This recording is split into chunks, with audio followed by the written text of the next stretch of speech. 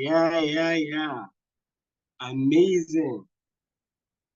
Good evening from Nigeria, everyone. I believe you can see me and you can hear me. So it's actually amazing to have everyone here. So, and yeah, I'm so delighted to actually be on this webinar this month. So yeah, if you can hear me, if you're here, can you probably drop in the chat box and say something, or you can unmute and say hello. Yeah, let's know you're here. I can see quite a number of people on the call. Can you hear me?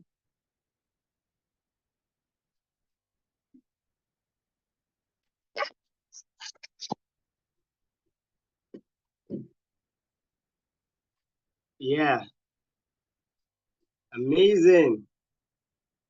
Wow, amazing. I can even see guests in the on the call. Yeah, Oluwatoyin is here already. That's amazing. I can see you, Ojo Angela Jesu. I can see Kende Agbola as well. I can see Ayodeji as well. It's amazing. Yeah, so it's actually so good to have you here. We're still waiting for quite a number of people to join. Yeah, thank you. Thank you, Kendi. Thank you. Thank you, Ayodiji. Yeah, we're still waiting for quite a number of people to join the call. And before I introduce our amazing guest we have here, I just give you kind of like a background. Also, yeah, get to know who is what you would be learning today, and so much insightful, promising session. Actually, I personally look forward to what I will be learning, the insights that Oluwatoyin will be uncovering. She's an amazing person, and she's an expert in the industry, both in education, research, and also in entrepreneurship and social impact. She's just an amazing person. So, and I want you to sit back and then expect the best, actually. So, yeah, the webinar is, of course, a short one, but I can promise you that is value packed. Yes, value packed. That's the word. So, yeah, we are waiting. So, what you can help me with is if you are here on the call already, you can also drop on the community that we are waiting for the rest that you can join. Yeah, this is not a webinar. This is not a session that anybody should miss. So if you have your friend on the community or generally, yeah, just everybody in the community can just let them know that we started. Okay, not just the community manager now. I'm giving that task to everybody as you hear already. Just let people know on the call in the community that the webinar has started and they don't want to be left behind. So we just wait a few more minutes before we get the ball rolling. Yeah, just let's wait a few more minutes for people to join the call. Yeah.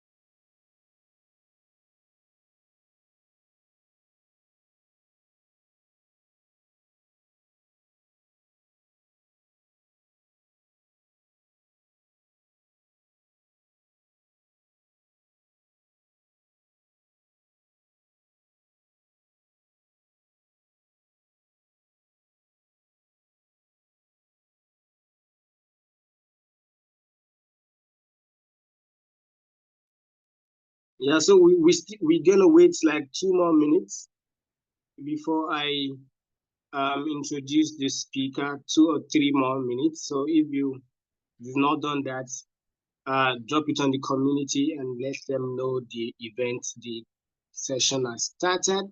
Okay, and stay tuned. We're gonna wait just a few minutes, and we get started. Yeah, I know Oluwatoyin is ready for us. Regardless, what number we have here on the call, we continue, and of course, the rest of the community can watch the replay. But I would love everyone to join as much as possible. Yeah.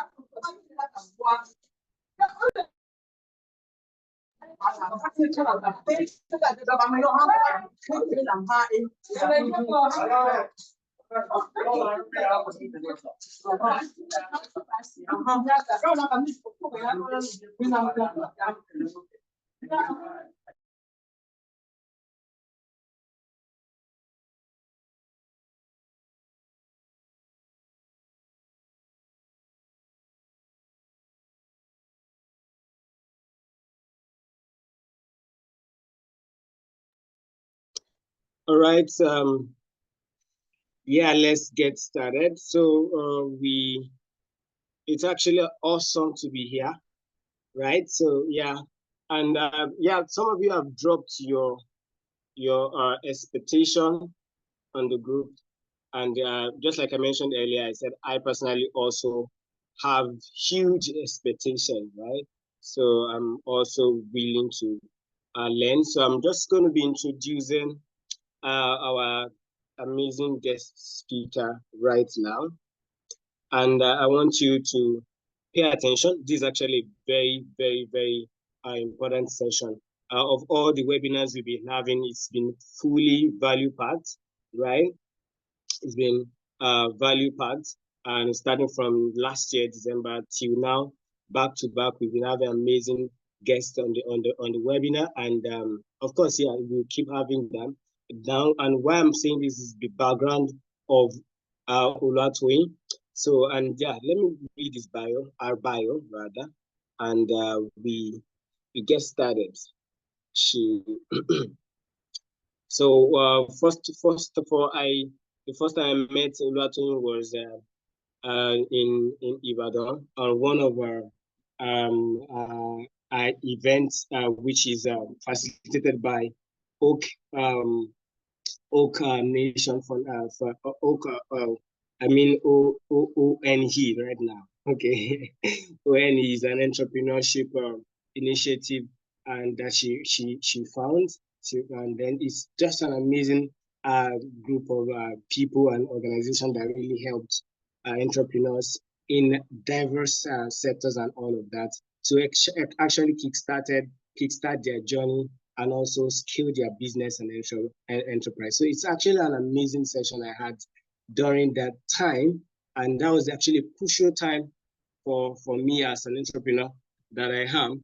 Okay, so and it's something I know that everyone here also will learn from. We also, if either you're a student or you're an entrepreneur or you're a professional, you have something to actually jumpstart your curiosity and also bring you into a place where you can actually innovate global solutions wherever you are, either you're still in school or you're already practicing as a professional or anywhere you are in the industry. Okay, so quickly, Oluwatoyin Ajilore Chukwuemeka, she is a STEM education specialist. She's a PhD researcher, and she's also the founder of Oak Nation Entrepreneurial Foundation. Oluwatoyin works in the convergence of education and social entrepreneurship towards human capital development. Expertise in education intersects research, policy, and practice, and grounds our work in both philosophical and pragmatic education thought leadership that is able to shift education systems forward.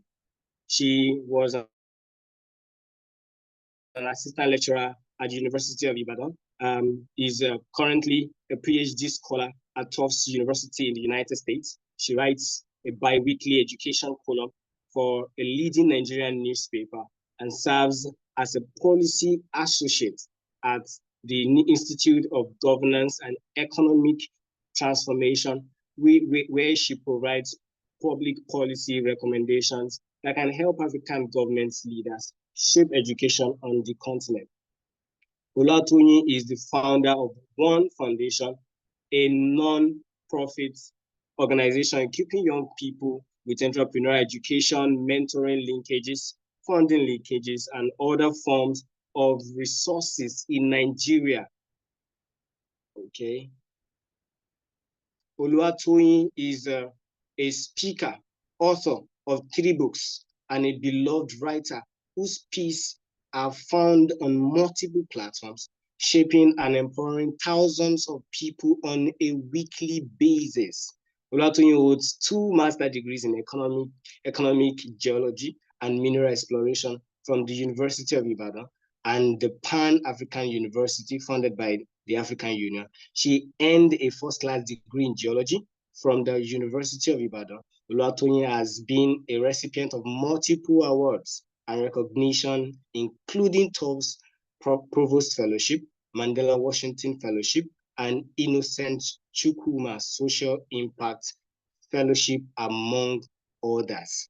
Now, it's actually my pleasure to introduce to you our amazing guest speaker, Oluwatoyin Ajilore Chukwuemeka, who will be taking us into a deep dive into the subjects we're discussing today, which is how to innovate global solutions, guides for students and professionals and young professionals across all industries. So I want you to get your paper, your pen, your jotter, your pen, and get ready. If you have questions as Oluwatoyin is taking our session, pen it down. Okay, we have a short time for question and answer immediately after our session. So yeah, join me to welcome Oluwatoyin on the call. Oluwatoyin Ajilore Chukwuemeka, you're welcome. So much welcome. Hi, everybody. Good evening. Good evening, good afternoon, good morning. I'm always aware that virtual events hold people from all over the world. So I can imagine that you might be in a different time zone from the one that I'm in. I am currently in the WAT time zone, and it's such a pleasure to be here. Thank you so much, Tolu, for the opportunity of being here. And in my mind, the first thing that was in my mind is finally I'm here finally. I know that this took a long journey, a very long journey. We've been having this conversation for probably up to 3 months to live. Am I correct? Yeah. Yeah. It's thank you for the persistence, to be honest. Thank you. And I'm really glad to be here today. Hi everybody. My name is Oluwatoyin Ajilore Chukwuemeka, like you've heard. I am many things, to be honest, but I think my work and my presentation and my conversation, actually, that's what I was looking for. Conversation, not presentation. My conversation today is going to really team around the issues of education and social impact and, being innovative and things like that.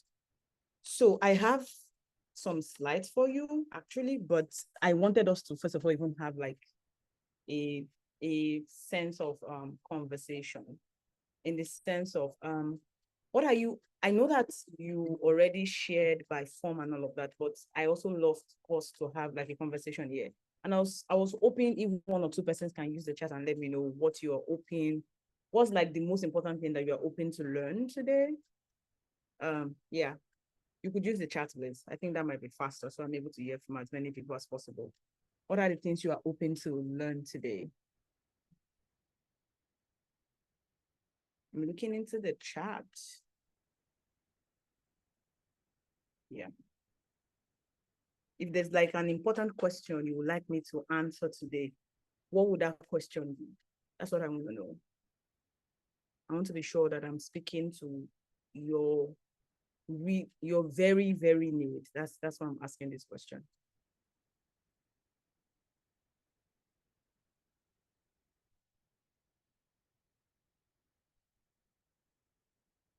I'm waiting.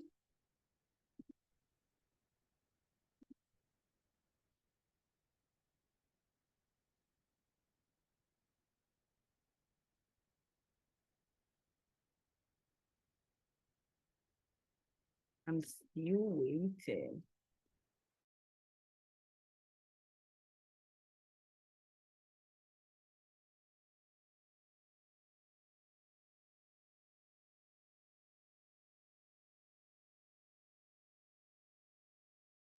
Okay, Babatunde says, exploring global opportunities with local ideas. Okay, thank you for sharing that, Babatunde. I'm waiting for more. If there's one question you would like me to answer, maybe that's a better way to phrase this. If there's one question that you would like me to answer in today's session, what would that question be?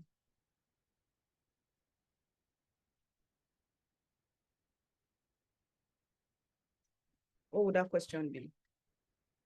Thank you for sharing, Babatunde. I'm looking forward to hearing from other people.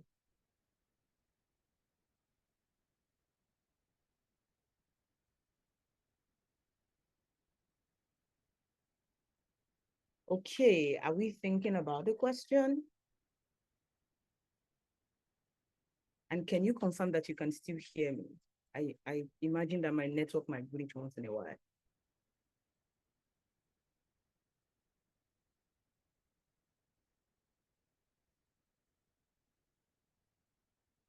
Okay, if I'm not getting the responses, I'm wondering if you can hear me.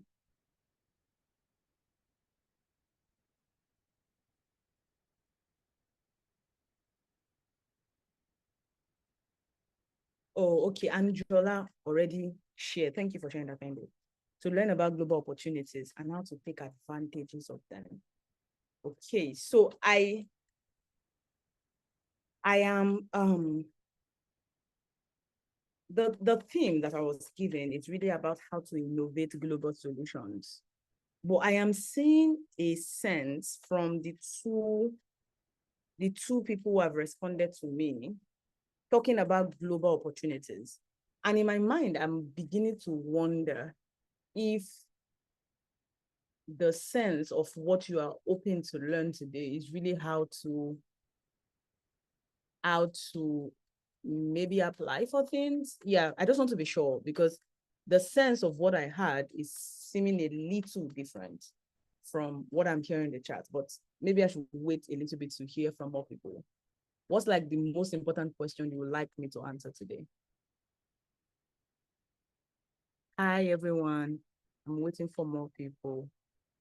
I'm seeing a number of people here. Bamidele, Heritage, Toby, Olajide Ajibade. I'm wondering if it's the Olajide Ajibade that I know. Anyway, Blessing, Juliana. I'm waiting for you guys.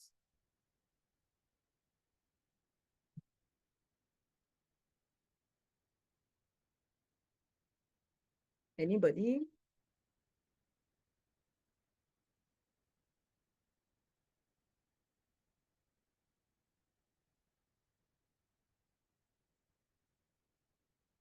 Okay, I'm just going to continue then.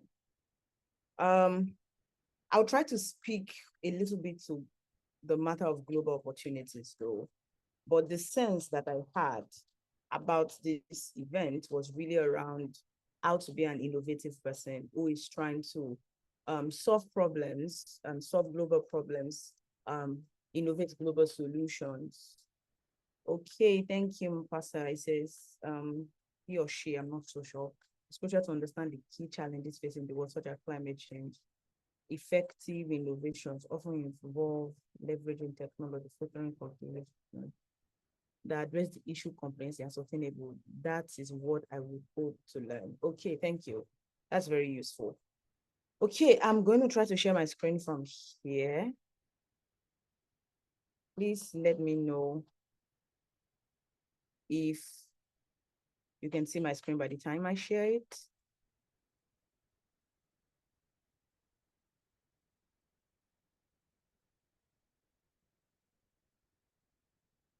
Please let me know. Can you see my screen, please? Yeah, I can see your screen from here. Thank you. All right. So basically, I am speaking around how to innovate for global solutions. Like, how do you be this person who solves global problems? How do you innovate global solutions? Particularly from your standing as students, young professionals, entrepreneurs, basically young people who are either still in school, already building careers, already building businesses and things like that. So I just want to speak, I'm going to speak a little bit to that. And please, at any point, feel free to share questions in the chat. I'm going to keep an eye on the chat because I am more concerned about speaking to your needs than just speaking at you.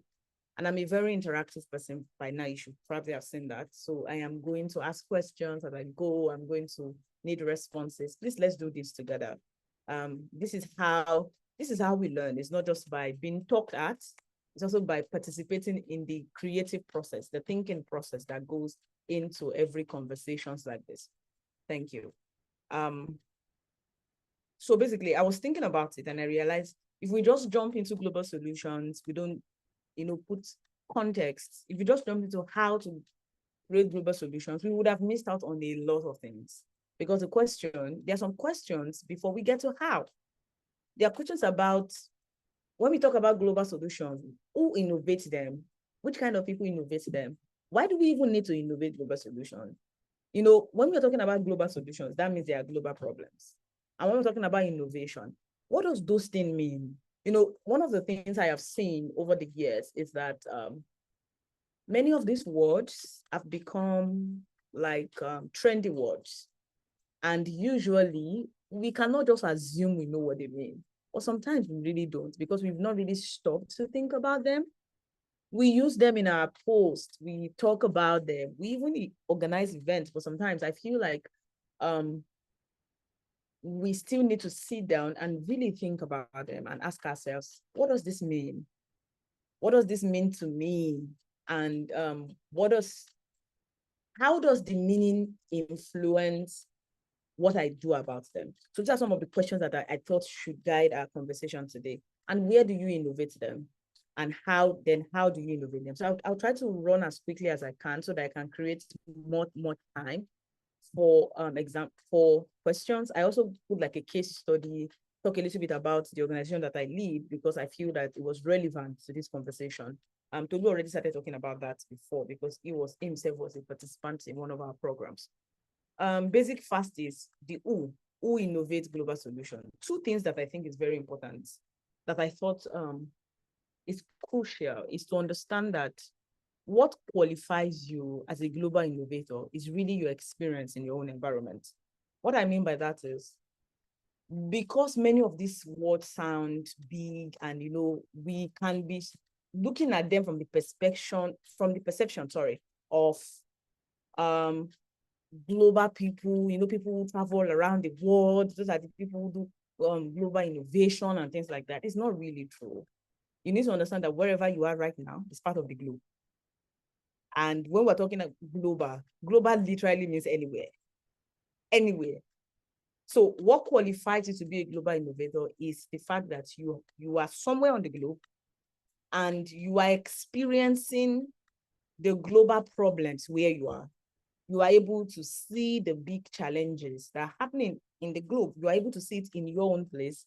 You are experiencing them firsthand. That alone qualifies you to be a global innovator. It's not first of all about your education, not your education level. It's not even really first about your skill level, to be honest.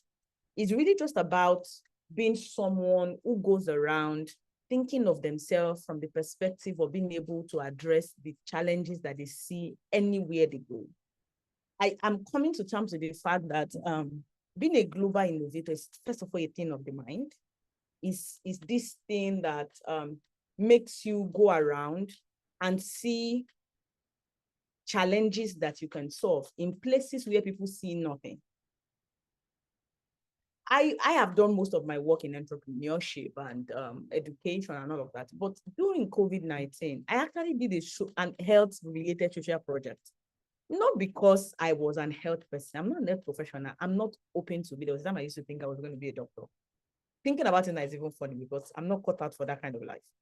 But the point is that because there is a sense of knowing that my environment needs me, and me being a participant of my environment already qualifies me to solve the problem of my environment. It's not even first of all about the discipline that I study. It's not even first of all about the knowledge that I have. It's just the fact that I am a participant in this issue, so I can do something about it. Myself and my sister-in-law, who is also not a medical professional, we teamed up together and we led we created face mask, a special kind of face mask that was reusable. That was before the reusable one became really popular. We actually innovated by creating a special brand. And what led to it was because we went out one day and we were really bothered because we went to the market and we were really bothered that people were not using face masks. It was in the heat of COVID. We were so concerned for them. And we're like, somebody has to do something about it. I was like, why do we have to think someone else? It could be us, even if we don't know about medicine. At least we can research. And that's what we did. And eventually that project lasted for about 3 months. We actually got reusable face masks for over 3,000 people, including market women, people with disabilities. That's how a global innovator thinks. You understand that it is just a sense that you are a part of your community, that you are a valid member of your society. So the problem of society concerns you, and if it concerns you, you should be able to do something about it. That's what qualifies you as a global innovator. And then number 2 is that you need to understand that, and I'm speaking in particular because I know I'm speaking to students. I need you to understand that the education that you're going through, and even for career professional, I know you're taking certifications and all of this. I don't want you to keep them at the academic level of just having certificate and grade and things like that. I need you to engage them from the perspective of someone who is trying to solve problems in the world. Your education is actually meant to empower you to innovate. Your skills, your talent are actually meant to empower you to innovate. How differently will you engage the things you are able to do, your creative abilities, even say your ability to draw? There's some of those things that we look down upon, and we think of them as just cool things, but we don't think of them as tools in our hand to solve problems in our society. Someone might wonder, how can I use drawing to solve problems in my society? Until I show you examples of people who have done that. A quick example that comes to my mind right now is someone I know. His name is Kunle Adewale. You can read about it. He does the Global Heart in Medicine Fellowship. And what he does is he uses the arts to support recuperation in medicine. So they do drawings, things that encourages that when you see them, you feel a sense of hope. They use it to support people. They use it to support doctors in hospitals to show to people depending on the kind of issues that they have, so that it can create an environment of hope around them. And they found that by some of the research they've done, that it actually made an impact on helping those people recover. You see? So every skill you have, every talent you have, literally everything you have, your education is actually meant to empower you. So you need to engage that from that perspective. That's the first thing. Understanding that who you are right now, where you are right now, the skills you have right now are the things that already qualify you and empower you to be a global innovator. It's not something you are going to get later. It's not when you eventually do something, when you go for another fellowship. You know, at this point, sometimes I feel like a number of young people need to take breaks from fellowships. Honestly, I'm getting to that point where I feel that way, because I feel like many of us are beginning to think that participating in fellowships is what makes us global innovator. No, you and the skills you have and the things you do and the way you see the world and your contribution is actually what makes you a global innovator. The fellowship are just supposed to have a little bit of sources, social to it and things like that. So you don't need to wait until you are validated yourself as a global innovator. That's my point here. Up until this point, what is standing out to you? What is standing out to you? I already told you I'm an interactive person. What is standing out to you in what I've said? I'm going to be looking into the chat for that.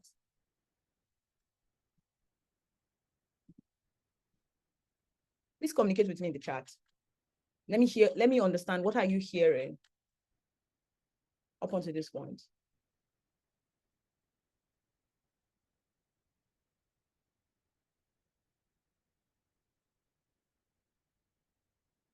I am not getting responses, and that gives me concern that we might not be following.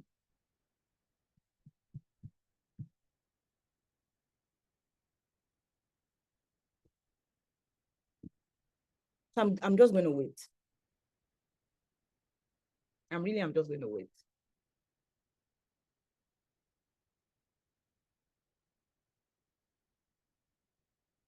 Obatunde says, thank you, Obatunde says, innovation comes from inner insight and curiosity. I love the way you put it. Yeah. Being an innovator is just being that person who sees the world and knows that they have a place in it, who have curiosity about the problems in the world and wants to be solve it. Yeah. Angela says, I can be a global innovator wherever I am, with who I am and my skills. Absolutely. Thank you. Thank you. I'm looking out for more responses, but I'm going to move because of time. Thank you so much, particularly both of you. You have been the ones responding as I continue. Okay, so what do we then mean by innovation? We're talking about innovation is a trendy word. But what do we mean? The word innovation itself comes from the word innovate, sorry, is I think the Latin word that yes. Tolu, thank you. He says you don't need validation before considering yourself as a global innovator. Absolutely. Yes. You are. You are. It's not something that you are told. It's something that you know that you are, because you are a part of the globe. You have skills that can solve the problem of the globe. Already makes you a global innovator. Okay. So I was saying that the word innovation comes from the word innovate. The word innovate comes from a word called innovare. Is a Latin word that really means renew or to change. So basically, innovation is really sometimes about introducing new ideas and systems that leads to transformation and significant improvement. Basically, innovation happens sometimes by, so I see that many people convince innovation together with invention. Invention is that you are bringing something new, something nobody has ever thought about before. Do you understand? Something that we have never seen, basically.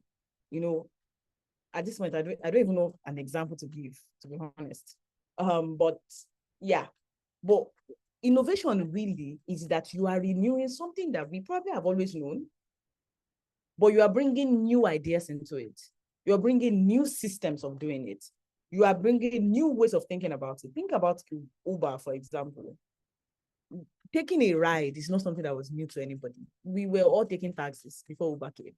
What Uber just did was to change the way we think about it. That you don't have to actually own a car to ride in luxurious cars. You don't have to depend on some of our dirty cabs, for example.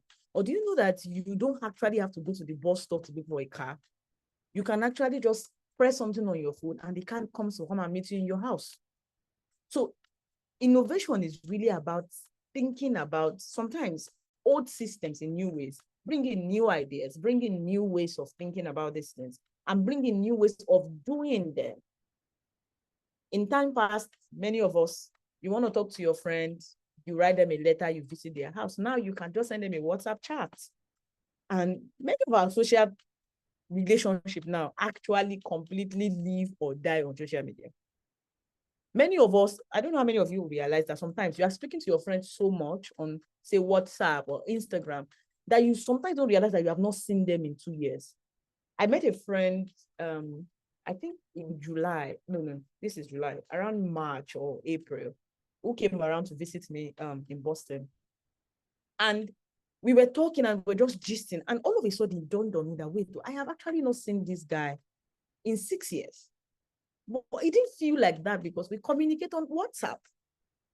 You know, in fact, we were arguing about it. Are you sure? Are you sure it's up to 6 years? Like, when we look at it, like, we actually have not been in the same space, seeing each other, like, you know, Yoruba people will say koro koro, for 6 years, but it didn't feel that way because social media are sort of renewed the way we think about relationship and communication.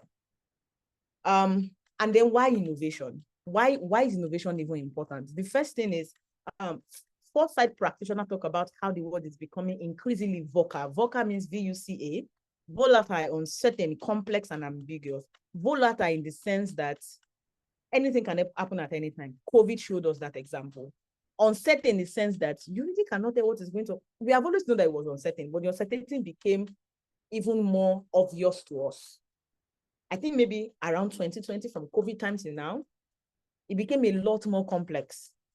So our systems became a lot more complexly interconnected. Imagine that somebody ate, permit me to use the word, somebody ate bat. There's the argument if COVID started with bat or not, but let me use that just for joking sake. Somebody ate bat in Wuhan, China, and then your family member got COVID in Nigeria. Imagine, you wonder what concerned me with your bat. But one way or the other, there were very few countries who did not record at least one occurrence of COVID. That's how complexly interconnected. So the things that happen in different countries eventually influence everybody. For example, the US election that's happening right now. You know, I saw somebody talking about how, you know, you should not focus on the US, focus on Nigeria. Nigeria is your own country. Why are you stopping yourself on US election? I'm like, my brother, you are ignorant. Because if you understand that the world is actually complexly interconnected, you understand that whoever holds the highest seat of power in the United States affects you eventually in Nigeria. It does. It does. It actually does. And then it's become ambiguous. So we have an increasingly interconnected and dynamic world. For example, the Western world have become extremely efficient in terms of usage of fossil fuels and all of that. We suffer part of the climate change issues, even though we don't contribute as much to it. That's how complexly interconnected that we are. And the world keeps changing. It's rapidly changing. 10 years ago, who would have imagined something like Chat GPT? What am I even saying? 10 years is too far. 5 years ago. Then people themselves are changing. If you're a business owner, you understand that. You understand that the things that used to appeal to your customers maybe 3 years ago no longer appeals to them. I know that because I work with people. It's the reason why you have to constantly change the way you engage them, because they themselves are constantly changing.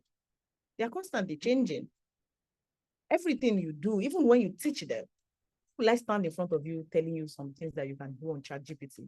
This is part of the reason why it's important for me that I am giving examples that are more personal, including jokes, so that it makes me different from ChatGPT, for example. Now, the global problems is, what do we mean by global problems? What are global problems and where are we supposed to be looking out for global problems? So I realized that this is a mistake. It's supposed to be think local, not global. Yeah, thank you. Think local. So I know that we are usually talking about global, but we need to understand that what makes the globe is actually a connection of all of the local places. All of the places we call local is actually what makes global. Let me say that again. What you call local is what makes global. Everything, all of the connections of what is local to each of us is the addition that makes global. Let me give an example. I'm doing my PhD in the United States, and I was trying to work on a research with a colleague, one of my doctoral colleagues, And I was trying to get us to do a project in Nigeria, because one of the things I'm really concerned about is, even if I'm outside of the country, I still want my work to contribute to the development and all of that in Africa, particularly Nigeria, to start out with. And she's a Chinese, she's Chinese, half Chinese, half Japanese. It's quite complicated. And I was telling her that, okay, maybe we can do the project. So we're trying to write like a grant for it and all of that. And we were saying, okay, she will have to travel down to Nigeria. And she was super excited about that. Like, oh my God, she's going to come to Nigeria. And in my mind, I was mentally comparing that with the way people in Nigeria talk about Nigeria and how they want to leave Nigeria. And it was very funny to me. Like, imagine that someone in the United States is so excited about the possibility of coming to Nigeria, and yet someone in Nigeria is looking for any opportunities to get out. It's really interesting. The point is, what you think is local to you, like Nigeria, if you have your own organization that you're just doing something in one small rural city in your community, you think, oh, you are a local person. You are not, because if you bring someone, say I bring someone from the United States to come there, to that person, the person is feeling as if they are global because they came to Nigeria, you see? So the point is that you need to understand that there's an intersection between global and local. So when you are thinking global, actually it's better for you to think local, understanding that it is a combination of local that leads to global, one. Number two, you need to understand that they intersect, that global problems are experienced locally. Global problems, they are experienced locally. So you're talking about climate change. Climate change will not be a problem. I know it's a global problem, but it will not be a problem if it is not that it's affecting some people in one village, such that the fish they used to have, maybe the major way of living was fishing, the major business was fishing. And now they no longer find fishes because the water is polluted. Do you understand? Sorry, it's maybe water polluted. Environmental pollution, for example, is a global problem, but it's experienced locally. So as much as we're talking about global and all of that, I need you to understand that the global problem that you are solving is right there on your street. It's right there on your street. It's right there in your village. It's right there in the state that you are living in right now. And don't feel like, oh, it's just because it's happening. No, if it's happening in your state, there's a good chance that it's replicated everywhere else in so many other places. Because remember, we are interconnected. Number two, global problems are experienced locally. The reason why education and all of this is a global problem is because it is experienced in so many local places. Do you understand? And then, how do you then find the most important problems?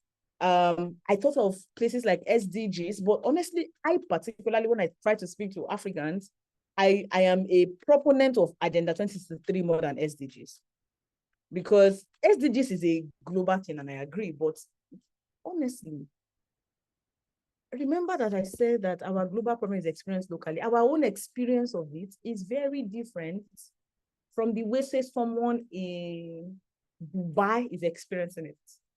Yes, it's very different, though. Very, very different. And that's why I said, as much as the SDGs, this one, climate change, quality education, you are thinking of your work from that perspective, please also look at the vision that Africa particularly has, because it has been tailored to African unique issues. I don't know how many of us know about the Agenda 2063.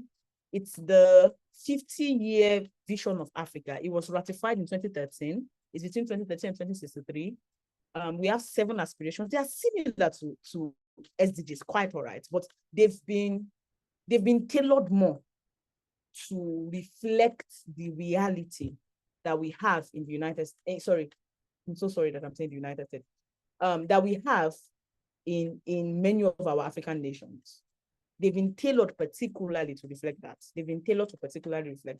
And that's why I think that it's also good, when you're thinking about what kind of problem am I trying to solve, what problem am I interested in, read the SDGs, read Agenda 2030, and also look into your locality. To be honest, most times, to actually become a global innovator, you need to first of all even just look around you. There are too many things around you that you can start with. Okay.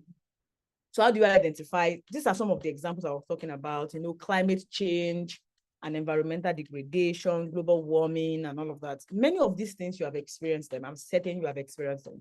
You have been a victim of them, even yourself. I remember that, was it last year or was it this year? There was a lot of crazy shout about how hot it was in Nigeria. I know that this year too, there's been a lot of shout about how hot particularly it's been in the United States, which is funny because generally Nigeria is usually hotter than United States, but this year it's been a little bit of opposite. There are issues around education and skill development, issues of quality, issues of access to education, skills gap, mismatch with industry, the issues of health and well-being and all of these things. There's issue of poverty, lack of access to basic necessity, unemployment, underemployment, sustainable economic growth, lack of, there are so many of them. I just gave you 5. But the point I'm trying to really make is this. Each of these things, there is an enactment, a representation of them right in your own locality. The reason why they are a global challenge is that they are happening in many localities. So the point is, how is this being experienced in your locality, in your own local area, and what do you need to do about them? What can you do about them? What kind of issues is happening to education and skill development in your area? Doing something about education and skill development is the reason why you are here today. It's the reason why GradePlus Africa exists, for example. Climate change and environmental degradation, there are experiences of it right in your own environment, right here, wherever you are. Poverty, do I even need to say much about that? It's right in your face everywhere you go. Health and well-being, you see it every day. So the question then now is the how. How do we solve the global challenges that we've talked about? Oh, yes, I'm seeing the chart. Thank you, guys. Yes, absolutely. It's happening globally because you're experiencing it locally. Exactly. The global thing that we talk about, sometimes we make it look very esoteric, as if it's global, as if the global is something that is different from where we are. But really, every global problem is experienced locally. So to solve global problems, you actually have to enact the solution locally. If it's not enacted locally, it is not being solved. So actually, how to be a global innovator, that's the interesting thing. How to be a global innovator is first of all about solving the problem that you are already experiencing locally. Because the problem you experience locally is actually the real experience of what we are calling global problems. So the question then is how? How do we go about problem solving? More like how do you go about it? More like how do you become a problem solver as a person? What are the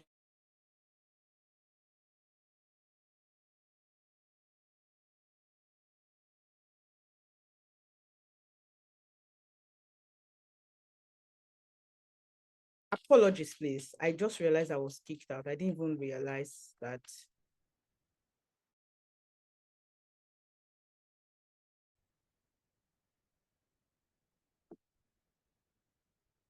Can you confirm you can hear me again before I continue so I don't keep talking to you? Yeah, myself? you're back. You're back. I can hear you now. Okay. So I was saying that I was going to talk about problem solving, like how then do you innovate? How do you be a global innovator? And I was saying that I rather wanted to talk about it not from, oh, do this, do that. More like about how do you progressively become one? How do you get better at it? Do you understand? Because the truth is that the journey of experientially being a global innovator is actually a journey. You will get better at it. So I am really thinking from the perspective of that journey than just about what do you go and do now to make yourself a global innovator. I'm more concerned about how do you think about the process? How do you continue to build your muscles of problem solving towards really acting your role as a global innovator? That's perspective that I'm coming at this from. So first of all is the thinking. Okay. Okay. Could you give me 1 minute? 1 minute, please.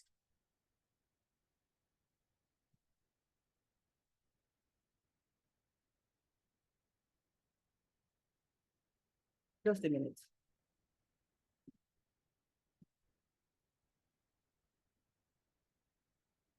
Okay, I think my slide is back.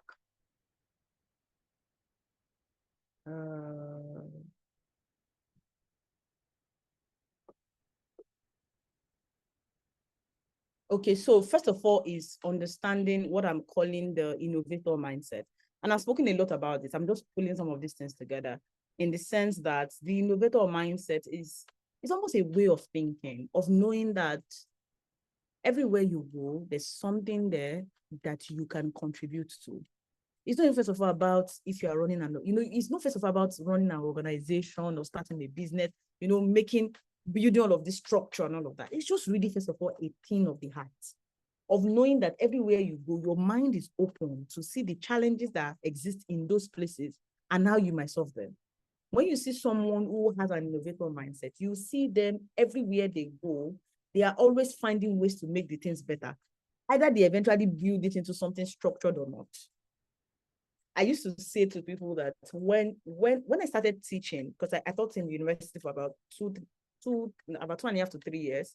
When I started teaching in 2019, and I was teaching in the university. As at the time I was teaching, I was teaching with older colleagues, people who were still teaching in the very traditional way. But I knew that I didn't want to do that. I knew that I wanted to use my classroom to empower my students, to ensure that, they are able to really think. I used to say that I believe in the fact that education is supposed to make people think. So I knew that I needed to also ensure that my classroom was really replicating what they would see in the world. So I started incorporating a lot of digital education. We use Kahoots in class. We're using Google Classroom. And that was way before COVID. I didn't even know COVID was coming. So when I started doing all of that, I did realize that eventually people were going to be forced to do it because of COVID. And because of that, I was drafted onto the committee. There was one committee that was led by the DVC. Then I was the youngest among them. They drafted me onto the committee to be a part of people who is trying to help you. I wasn't practicing it so that I can eventually be thought of when those kind of opportunities came. I was really just practicing it. I was really just practicing it because that's the way I think. Everywhere I go, I'm looking for how do I make this better? What can I do here? Is there a problem here that I can solve? Do you understand? That's first. So there's the way to think. It's really just about going around knowing that you have skills, you have a way of thinking, you even have culture and things like that can be used to actually solve small problems around you. Second is what I'm calling the linear versus systemic thinking. One of the ways to continue to develop your problem-solving skills, which is the how of being a global innovator, is to continue to practice complex thinking. Linear thinking is the thinking that says this is because of this. But systemic thinking understands that everything does not always have a singular effect. So, for example, when we started One Foundation, we knew that we said that we were trying to address what's the word now? Unemployment in Nigeria. And you will wonder, how did we go from unemployment to helping businesses? It's because we realized that, as many people talk about, unemployment is because, they give plenty of reasons. It's because people usually talk about how unemployment is because, people don't have skills to be employable. But that's not always true. Some people have skills to be employable, but they don't have jobs. They really don't. If you give them a good job, they will do well, but they don't. And why is there no job? Because jobs are created by businesses. Every kind of job that you think about right now is actually existing. Most of them are existing because somebody created a business. The only ones that is not like that is government jobs. And it's even a problematic thing that we have as many people involved in government work as we do in Nigeria. It shows that we are not producing value. If 40 to 50% of, say, your workforce in a country is working for the government, when you are not a communist government, it's problematic. It shows that you are not having a lot of production, a lot of economic activities happening. Because if you do, you should be able to enlarge your private sector more and more. So one of the ways you grow your problem-solving skills is to be able to really to think complex, think in system way, understanding that everything actually have a system built around it. If something is not working well, it's not one issue that is leading to it. There's a system. So that way, when you're trying to solve the problem, you are not just going to be cutting the branches and thinking that you have solved it. No, because you're able to see that everything is not just one thing, it's a whole system. You're able to begin to build deeper and deeper ways to solve that problem more. There's the timeline. I always like to say that when you want to, as a global innovator, always start with your MVP. I know that in the business, so people talk about minimum viable proposition. But when I'm talking about MVP in terms of this, I'm always talking about minimum viable problem. What do I mean by that? Your minimum viable problem is a problem you can start to solve today. That's it. The one that you can begin to do something about today, right now. For some of you, is that maybe people in your community, maybe in your school, people fail a particular course. You can gather the people who have passed it in the past and say, come and be providing tutorials for these people. That's a way. You think that's not global innovation, but it is. It really is. Really, it's about being able to identify problems in a place and solving them. And as you do that, what happens to you is that it expands your innovator mindset. It makes you more and more liable to see the problems you can solve. It increases, because you are using your problem-solving skill, it increases your expertise at problem solving, so that when you see bigger problems, you can even solve. And then what I'm calling the talent is that you need to develop so many things. You develop your intellectual capacity. This is the reason why you're going to school. This is the reason why you're taking courses. This is the reason why you're in a program like this, even right now. It's really to develop your capacity for thought. And when I say intellectual capacity, I really mean this ability to process complex thoughts. And I need to speak a little bit about this, because I am particular about this, because we have so many things that are dampening our intellectual capacity, but we don't realize. We don't realize. Yeah. That dampens your ability to be able to think critically, objectively. Sometimes I see the way people talk about politics and all of these things. I see the way people just spend their time dragging something. One thing is trending today. Idabashi is trending tomorrow. Mommy Z. And you see people spending most of their time using their mental energy on things that are not valuable. They're not valuable to you. They're not valuable to anybody. The problem with that is not just that you are wasting time. There's that. I know many people know you're wasting your time. The issue is that you are actually dampening your your intellectual capacity. It's just the way when you are using knife to keep cutting wood. What do you think? It's not just that you are wasting time, because you are wasting time. Knife will not cut wood. But the problem is also that you are actually making that knife to continue to become blunt. Do you know what I'm talking about? Do you understand what I'm talking about? It's not just that it will not lead to anything. It's that the more you are using knife on wood, the more that knife, the sharpness of that knife, the edge is getting blunt. The more you are using, the more it's getting blunt. That's the way many of us are using our minds. We are putting them on things that are, you are spending all of your day on Linda Ikeji's blog, Insta blog Niger, all those kind of things. It's not just that you're wasting time, you're wasting productive time. It's also that you are dampening your mental capacity, but you don't know. How will we know? Is that one day when they are actually asking you very deep kind of things, all you'll be able to say is Omo. And I don't mean to sound, I'm not trying to, I don't mean to sound like this today. I'm not trying to insult anybody, but it's true. You'll be able to say is, Omo, Mado. That's all you are able to say, because you have not built capacity for thought, for complex thought. All of these people are wasting your time, wasting your attention, but also dampening your mind. One of the things, I'm so grateful for my brother in my life. He used to say something there, and I used to thought he was joking. But now, I no longer think he's joking. I no longer think he's joking. I see what it means now. He used to be very, very against me watching African magic, all those kind of things, spending most of my time. He used to be very, very against me spending most of my time watching African magic and all of that. And he used to say that, Toyin, for every minute of African magic that you are spending your time watching, especially in the productive hours of your day, it's not just that you are wasting your time, it's that your brain decibels is reducing. just think you're just insulting me and just joking around, but I really see what he means now. As in, you need to, I don't know, what kind of friends do you have? Intellectual capacity is not just about what you are doing in your classroom. Intellectual capacity is not just what a lecturer, they don't teach these things. You develop it by use.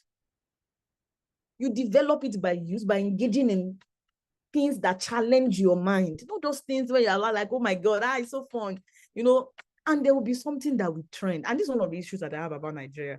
One of the ways that we are wasting our human capital is actually because we keep having nonsense that is dominating people's minds. So it's the same space. Your mind does not realize that you staying on your mind does not know the difference between staying on Idabashi's page for 2 hours a day and reading a book about maybe economics of the world for 2 hours a day. Your mind will use the same mental energy, but both of them will not have the same effect on you. Let me leave that. Let me do Sila on that. Okay. Empathy and cultural understanding. You need to grow empathy, grow ability to think in other people's shoes. Sometimes the reason why many of us don't see problems to solve in our environment is because you are so into yourself that you don't see other people's problems. You are so into yourself. So you need to grow how to actually think from other people's perspective. Talk to people who don't have as much privilege as you do. Engage them. Don't just look at them as people you just want to give money on. No, engage them. Understand their issues. It does something to your mind. Cultural understanding. Of course, you need the social and cultural and finance. You need different form of resources. You're eventually going to need network. Even to problem solve, you're eventually going to need network. You need finances and all of that. I think I need to run now because my time is almost up. So how do you move from ideas to action? As you begin to, so the first thing, of course, you begin to identify, how do you move from, say you have a problem you want to solve to action? Number one is, you need to first of all identify the opportunities within the idea. Oh, I want to help. I started out saying I wanted to address unemployment in Nigeria, but I needed to understand that thing that I said is a big thing. Inside of it, what part of it is my own? What is the opportunity for me here? And I found out that there are many ways to go about it. I can look at it from the perspective of engaging young people with skills. I can look at it from different perspectives. But I realized that no, there was a small place that not many people were really focusing on. So many people were doing things like, create education, give access to education. But I was like, empower people with skills, teach them how to bake, teach them how to think. But I found out that no, as much as that is going on, the fact that somebody knows how to bake does not mean they know how to convert that baking into a business that can grow enough to eventually employ people.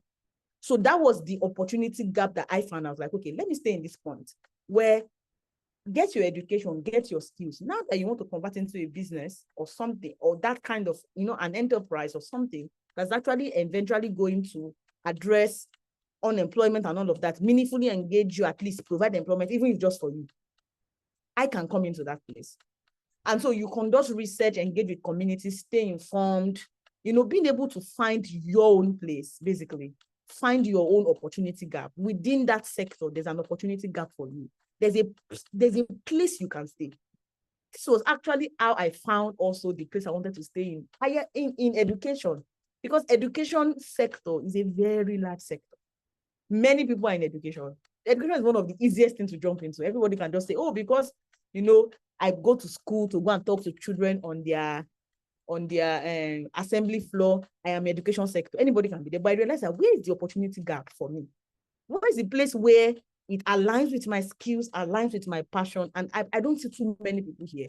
That's why I knew that higher education research was my own way. Because everybody talk about access to education, this one. Most people focus on primary school and secondary school. I don't see as many people talking about what happens within universities, because we assume that professors know what they are doing. But I found that they don't. Sometimes they don't. But that's by the way. So find the opportunity gap for yourself. Develop a prototype. The idea here is become experiment-minded. Understand that you will not understand how to solve it in the first instance. Just try. Just do something first. When we started out One Foundation, we started out with what we call Business Connect. We would just bring people together in a small room, have one entrepreneur come and talk to them. you know, and then we do something we call know your business. We ask them questions about their business to really understand if they really understand what they are doing and all of that. Over the years, we've evolved. We do many other things now, but we needed to start that way. So you continue to iterate and make and refine and make your ideas better with time until your solution became more and more stronger. I was looking at the program that Tolu participated in, that is Countdown to Capital. I was looking at our reports, our long-term impact report about that particular program. We had 20 people. It was a funding readiness program that was supposed to help entrepreneurs like Tolu himself to know how to find funding, you know, engage investors, grants, and all those kind of things. And I was looking at the report. We went back to the people who participated 18 months later to ask them, what is your business now? What have you been able to do? Have you been able to get funding? And I was surprised. More than 73% of them have already been able to get funding that ranged to up to 5 million naira in the last 1.5 months. That's a huge success of the program. But the truth is that we didn't start that way. Our solution did not become that viable when we started out. We had to continue to build until we started getting to the place where our work has that kind of impact. Do you understand? Build partnership. I don't even need to explain so much. Build partnership. You can't there's no problem that you can solve alone, because there's no problem that only you created. So you can't solve it alone. That's the truth. You really cannot. So collaborate with peers, mentors, experts, and things like that. And then seek resources. And not just financial, please. Think social resources, think cultural resources, and every kind of resources. I was going to talk this way about one foundation, but I think I've already told you about one foundation. We started in 2018. We provide entrepreneurial development for MSMEs. This was our timeline. We had different things at different points. In 2018, we started with a survey. That's what I was talking about when I talked about understanding your opportunity gap. And then we launched what I was calling the Business Connect program. In 2019, we began to evolve our solution. So we started out with just what a program we did every 2 months. By 2019, we had to have a mentoring program, because we realized that it was good that we brought one entrepreneur to talk to 20 entrepreneurs once every 2 months. But many entrepreneurs need more personalized solutions. They needed someone who can hold their hand through specific challenges that we were going through. So we launched one-on-one mentoring in 2019, where we connected one entrepreneur to another mentor. So there's always someone you can go to go and ask questions. You don't have to wait for us to do programs for you to find someone to ask questions. And then in 2020, we evolved. We even changed our name. We launched our academy. We started doing programs and courses that were tailored to specific kind of businesses. In 2021, we had our advisory, where we started having international partnership. In 2022, we did Countdown to Capital, the program I was talking about. We launched One Consult. We did so many things. And in 2023, we've expanded Unipreneur to more regions. Yeah, I think I can stop now. Thank you. Do I have questions?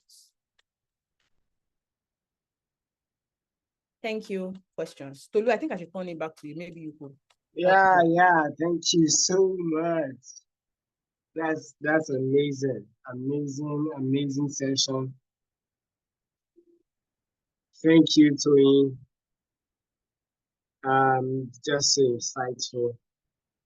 So yeah, it's time for question. Yeah, so right now, Toyin has done justice beyond even what I expect. And I actually was making notes at some point. I was also dropping my notes on the chat box and all of that. So it's time for questions. If you have questions right now, we just take a few minutes to take questions, probably 3 questions or so. So please, if you have questions right now, you can drop it on chat, or if you would like to give a voice, put a voice to your question, you can actually unmute and ask Oluwatoyin questions right now. I tell you, you would find interesting answers to your question. Please don't hold back. You can just type a question, drop it on the chat, or unmute. So I'll give you guys chance the opportunity to ask your question now. Yeah, okay. My eyes is on the chat. We have a few minutes to ask questions. Thank God Toyin was saying the other time that we have been talking about this. We have been in conversation around having her on the webinar for a while now. So if you really know, you know, she's a very busy person. She's a very valuable person, and then she does a lot in diverse industry and many things. So you don't want to sleep on it. So if you have a question now, it's your opportunity to ask. Okay. So ask questions, ask questions, ask questions. Okay, so oh, we're having one question here from Angela Jesu. Tony, I believe you can hear me. Yes, I can. Yeah, so the question is from Angela Jesu, said, what are the big challenges you have faced while working on global solution, and how did you overcome them? So yeah, that's something you want to talk. So do you want me to go ahead and answer this, or do you want to maybe get all the questions together so I can see if I'm Yeah, okay, yeah. While we're waiting, I think maybe some people are still typing. You can just go ahead and answer this. All right, no problem. Thank you so much, Angela Jesu. Thank you for the question. Interestingly, when I was saying the question, what came to my mind is this actually sounds similar to the question that someone asked me just this, I think, a couple of days ago. I was an instructor on a young African scholar program hosted by Yale University in the United States. And one of the students were asking me, you know, this very similar question about what are the big challenges? How do I? That's a very big question. So maybe I'm just going to try to answer you the same way I answered the person. How did I overcome them is the question I'm going to answer first. Or what are the challenges? Different kind of challenges, to be honest. Maybe one of my biggest challenges was even feeling like what I was doing made sense. Because I started really, really small, if that's a word. And you know, people were just feeling like, you know, what are you doing? You're just gathering entrepreneurs. Who are you? What do you know that you want to be teaching businesses how to survive and all of that? And you know, being able to come to get to the point where people actually began to take me seriously, it was a bit of a challenge. I have to be honest. It was a bit of a challenge, you know, for people to take you seriously and all of that. But on that particular challenge, I think one lesson that I learned, the summary lesson that I learned for that one is eventually you have to show people why they need to take you seriously. You should not expect it. It's entitlement to expect people to just take you seriously because you say you are doing something. Expecting that, oh, because I say everybody should start relating with you from that perspective is entitlement. They don't hold it to you. So you need to consistently show up in a way that convinces people beyond doubt that you're serious before they take them seriously. But generally, on challenges generally, how do I overcome them? 3 things. And that's what I shared with the people that I was saying that I was speaking, the place I was speaking at the last time. Number 1 is just understanding that challenges will come is a very good place to start. I know that might sound simple, but it's important, particularly because young people were really passionate. You know, we can be so passion-driven that we think that the way we feel is that our experience should align with the way we feel. Do you understand? You know, you felt when the idea came to you about doing something, you felt so excited. Oh my God, this is going to work. So you expect your experiences to align with it. I need you to understand that, you see, your passion is one thing, your experience is another. And understanding that between your passion and experiences, we actually lie some places for challenges, make you more ready to go the long haul. So when you have challenges, they don't sound shocking. They don't look like, oh my God, what happened? You are already mentally expectant of them. That's first. Number 2 is, I said, start from the perspective of solution. What I mean by that is, and I gave an example which I think I should give you too. If you kept money in your house, like you probably thought you put it in maybe under your bed. On the day you needed the money, you went under your bed, you didn't find it. You went somewhere else, you didn't find it. You knew somebody did not steal it. You know, maybe you've locked your house, nobody came there.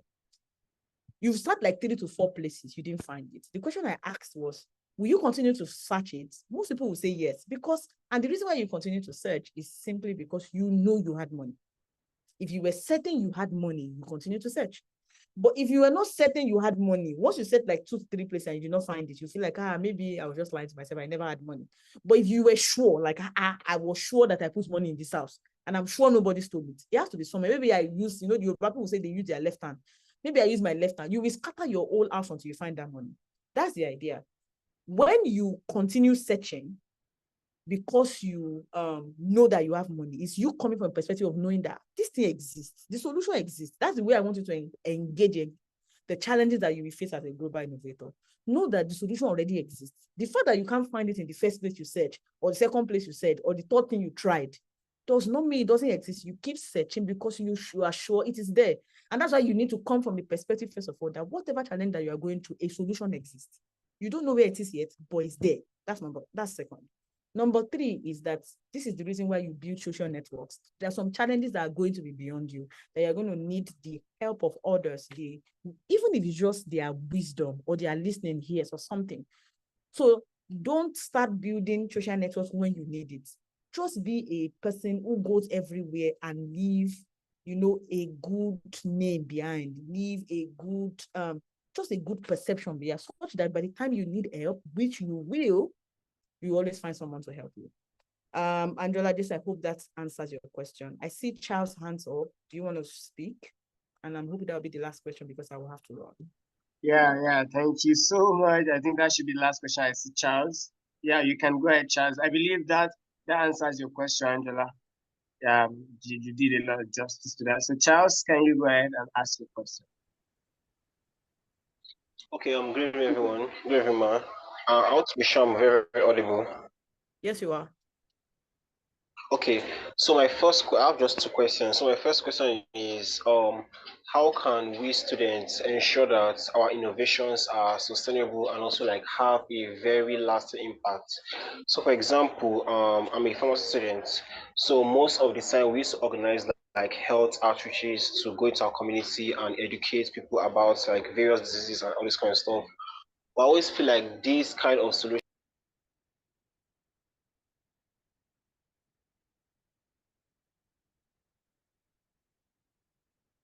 Am I the one who got lost? Or was it Charles? Yeah, I was going to ask. I can hear you as well, Charles. Yeah. But I think I understand the heart of the question, though.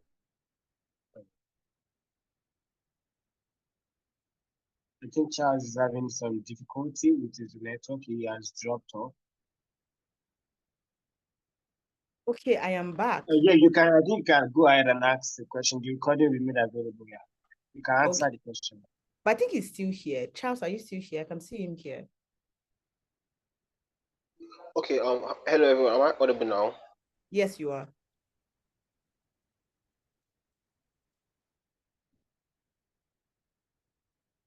Okay. I still cannot hear you. Hi, Charles. Can you hear us? Apologies about it. It's dropped off the call. So I'm just going to try to answer the question. I think the heart of what he's asking is the issue of sustainability for, impact sustainability, particularly when, many of the things that you're doing are like things that they are not necessarily deeply rooted. They are just, you went somewhere, you share awareness, and there are some of those kind of level of impact making that sometimes people are concerned that it doesn't make as much impact. It doesn't probably stay for long. To be honest, I think I would just say, usually the important thing is to start from where you are. If you understand that the journey of Charles, I hope you can hear me. I'm already trying to answer at least a part of your question that I heard. Yes, ma, I can. Yes. What I understood from what you're asking is the issue of sustainability, right? The issue of how do you create solutions in a way that, the quality of it can continue, the impact of it can continue to be for a longer period of time. And you were asking questions about, some of the things you do. Maybe you go around, do awareness campaign, and, sometimes it feels like some of those things, they are nice in the moment, but you don't know if they make as much impact later in time. What I'll say to you is that I need you to understand that everybody starts from somewhere. Nobody built a life-changing solution the first time they started. That's the truth. trust me, many times, some of us, the impact what we are doing right now is actually supposed to just meant at the level that you are, it's supposed to just be really focused on really understanding the people you are trying to innovate for. The impact you are still going to make is not the one you are making yet. But if you don't interact with the people and do some of these things,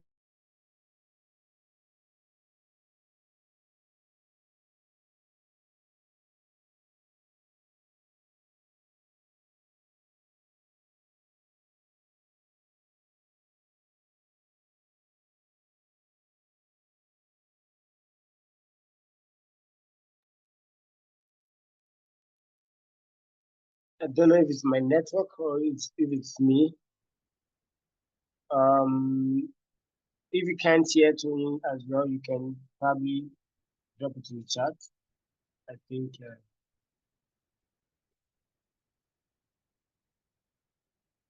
just wanted to confirm if it's our network. I think it's a network. Yeah, she dropped off. So let's wait a bit for her to come back online. And I like the angle she's coming from, which is talking about um, sustainability, in the sense of the fact that when people start doing something, you most of the time the first phase of your exploration or that expression of solution is to pay attention to understanding the people for which you're solving the problem, and that is super important.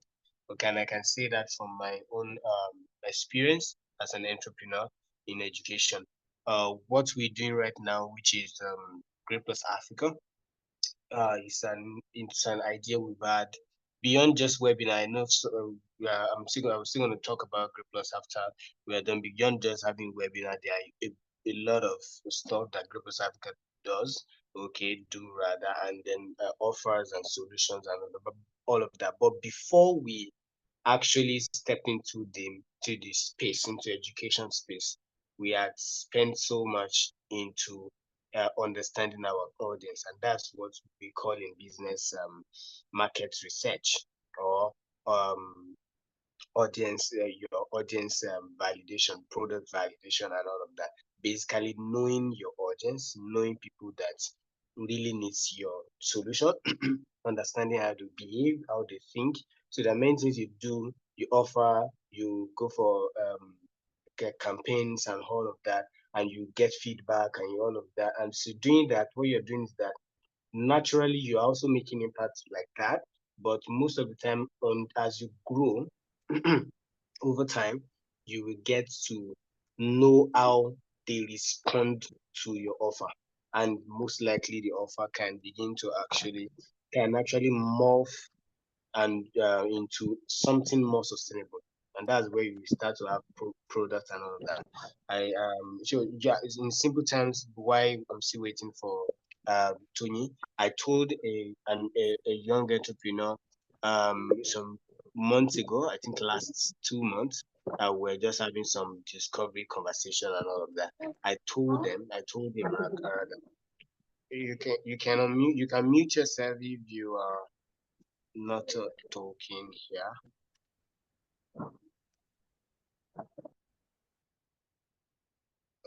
Okay. So I told this entrepreneur that solution is different from product or service, and this is key, and I think this will help you. Okay, so let's say from what Tony has shared, I was able to identify a problem.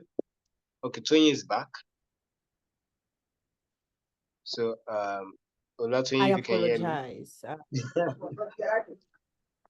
Yes, I can. All right, I it's fine. Okay, apologize. I so don't know yeah. what happened to Yeah, the- yeah, thank you. I was trying to emphasize on what you mentioned about understanding your audience. Most of the time, the first phase of your of you giving expression to your solution and all of that, either as a campaign, as she is doing or anything. most of the time is actually to understand your audience first of all, and that is actually key, and is a practical knowledge that everybody needs to scale. Yeah, you can continue from there.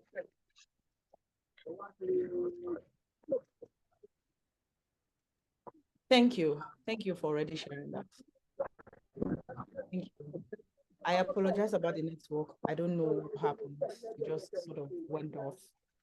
But basically, I'm just saying that the impact of your solution gets deeper the more you continue to do the one you can do right now.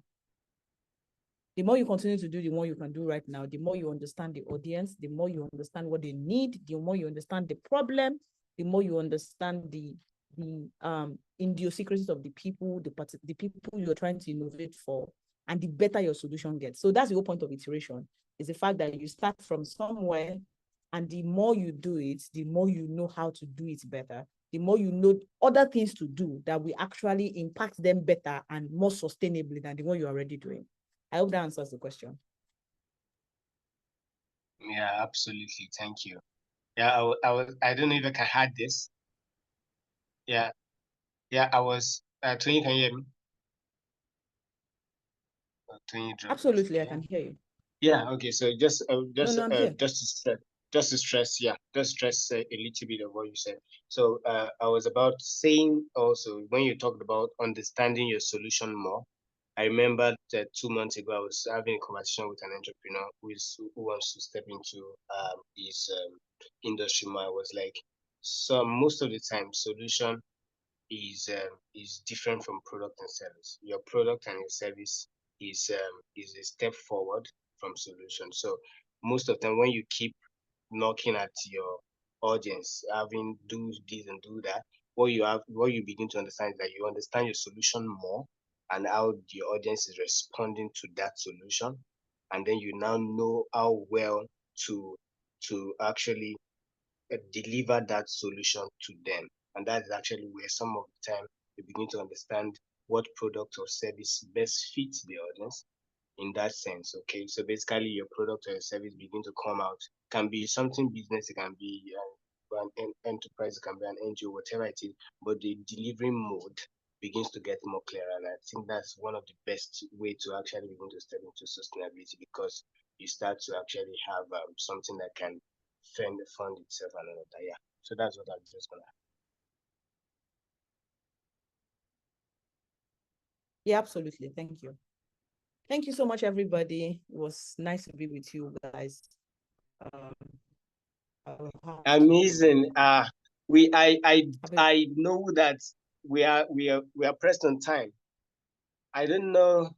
Okay, simply would like there is someone in the chat. I don't know if you have your eyes on the chat, but I know most likely your chat would have cleared up when you dropped off. There's Nampasa from Zambia saying, he said, I apologize. I don't know if it's a male or a female, saying, thank you. My question is simply, would want to be under your mentorship and how then can one become part of the organization? Rebecca Napamsa from Zambia. So I guess Rebecca wants to connect with you from Zambia, looking for how she can be part of the organization. So I think if it's okay for her to reach out to you on LinkedIn, or what do you think?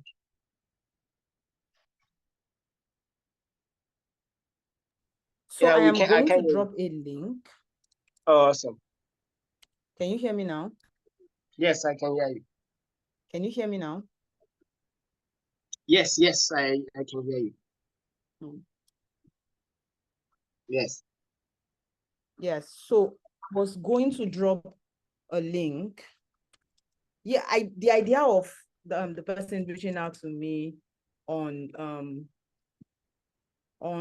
LinkedIn is perfect, but I'm also going to drop a link to One Foundation Disha page where you can just learn about what we do, the kind of places that you can be a part of and all of that.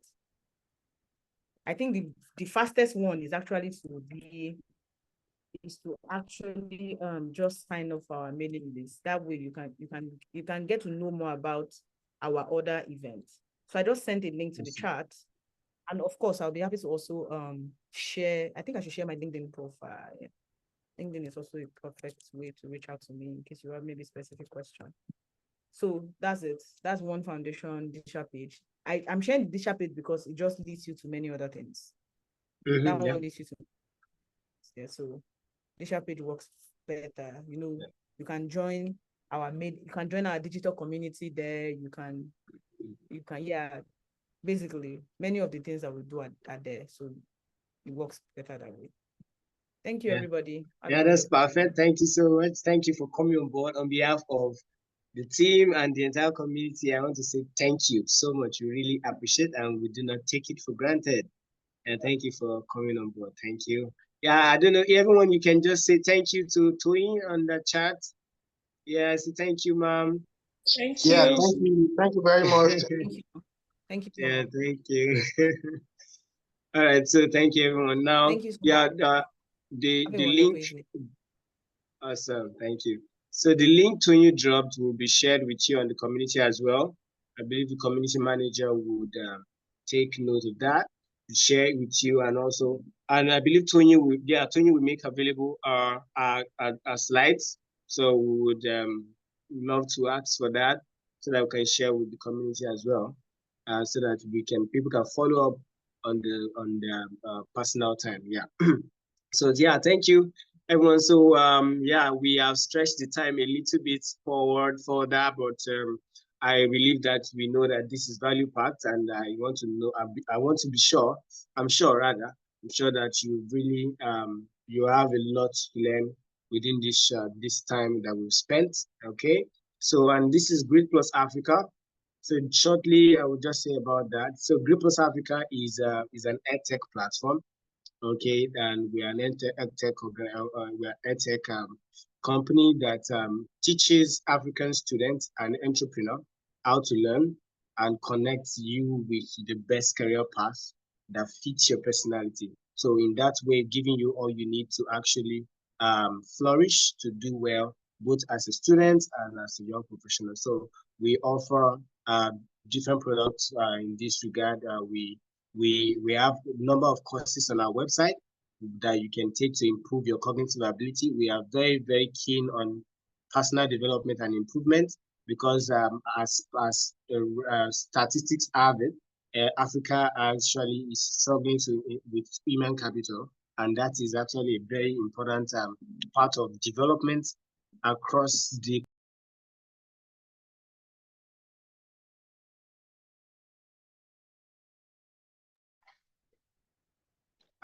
okay, I think I'm back now.